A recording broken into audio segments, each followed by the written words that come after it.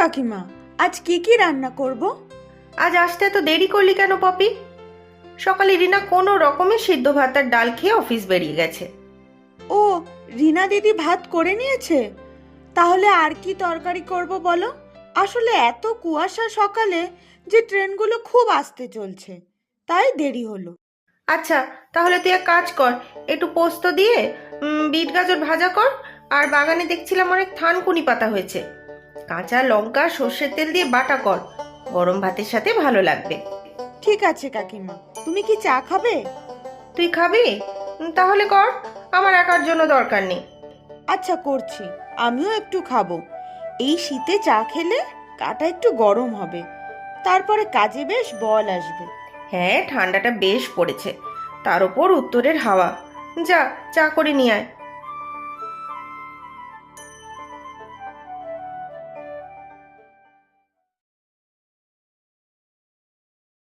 আচ্ছা কাকিমা, তোমাদের সামনের ভাড়া বাড়ির বাচ্চাটা খুব আস্ত, এখন কদিন দেখছি না, ওরা কি নেই নাকি?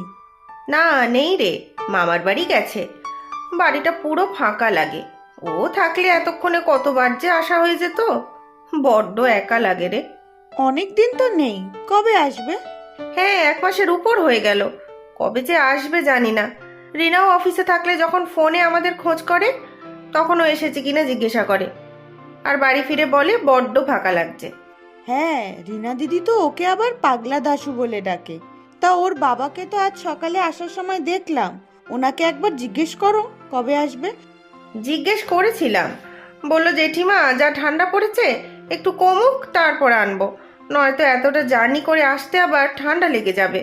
ওরা নাকি ওখানে কোনো জায়গা কিনছে। বললো জেঠিমা আর কতদিনই বা ভাড়া বাড়িতে থাকবো। হ্যাঁ, সেটা তো ঠিক। পপি ফোনটা দে তো, মেয়ে ফোন করেছে মনে হয়। হ্যাঁ গো কাকিমা, রিনা দিদি কল করেছে। হ্যালো, বল। আমি পৌঁছে গেছি মা। তুমি টিফিন খেয়েছো? হ্যাঁ, খেয়েছি। এখন পপি আর আমি চা খাচ্ছি। আচ্ছা, বাবা কই? তোর বাবা বাজারে গেছে। তাড়াতাড়ি স্নান করে খেয়ে নিও দুজনে।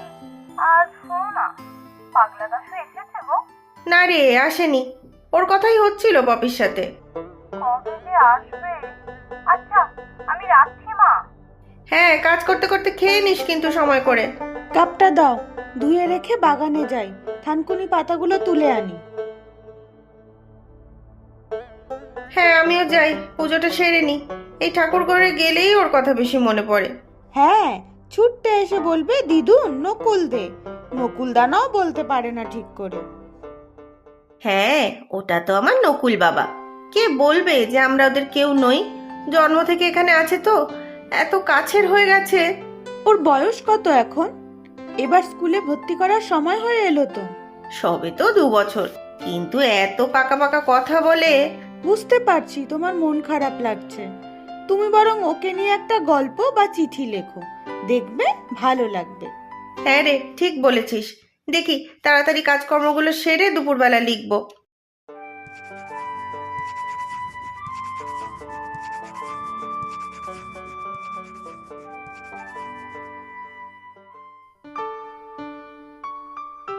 দিদু নকুল দে। আমার নকুল বাবা চলেছে, একটু বসো, দিচ্ছি। ওই ওরে বাবা, দিচ্ছি দিচ্ছি, এখনই দিচ্ছি। তুমি তো আমার নকুল বাবা। সন্ধেবেলা শাঁখের আওয়াজ শুনতে পেলেই ছুটে আসবে।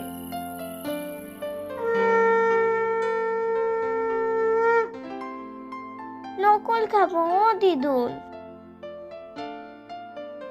একটা মাকে দেবে, একটা বাবাকে দেবে, বাকিগুলো তুমি খাবে। না, কেন? আমি খাবো। আচ্ছা, তাই খেও। ও দিদুন, কি করছিস? রুটি করছি, তুমি রুটি খাবে?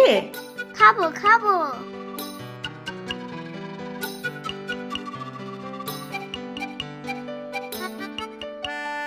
ও দিদুন, দাদু কোথায়? দাদু তো ঘরে। আমি দাদুর কাছে যাব। আচ্ছা, যাও। রুটি দাও, দাদু খাবে। দাদু এখন খাবে না, পরে খাবে। না, আমি রুটি দেবো দাদুকে। আচ্ছা, এই নাও। গত বছর কালী পুজোর সময় আমি ঘরের কাজ করছি, হঠাৎ আমাকে এসে ডাকছে। এ দিদুন আয়, এ দিদুন দেখবি আয়। এই তো আমার নকুল বাবা এসেছে। দিদুন আয় না, দেখবি আয়। কি দেখবো, দাঁড়া হাতের কাজগুলো সেরে নি। আয় না দিদুন, আয় না। ওরে বাবা, কোথায় যাব? ওই দেখো দিদুন, কি মজা। চল না দিদুন, ওর কাছে চল। না না না, ওখানে যাই না। ওরে বাবা রে, বাজি তো বাজি। ভাগ্যিস তুই আমাকে ডাকলি বাবা। না, ওখানে যায় না। ওরে মল্লিকা, পলাশ, ছুটে আয়। কোথায় রে, কই গেলি সব? কি হয়েছে জেঠিমা? ওই দেখ। আগুন কি করে লাগলো? সে পরে জানা যাবে, আগে জল দিয়ে নেভা। তোর ছেলে শুধু ওখানে যেতে চাইছে, আমি টেনে ধরে বসে আছি। আগে জল দিতে হবে। চলো চলো জেঠিমা, তুমি ছেলেকে ধরো।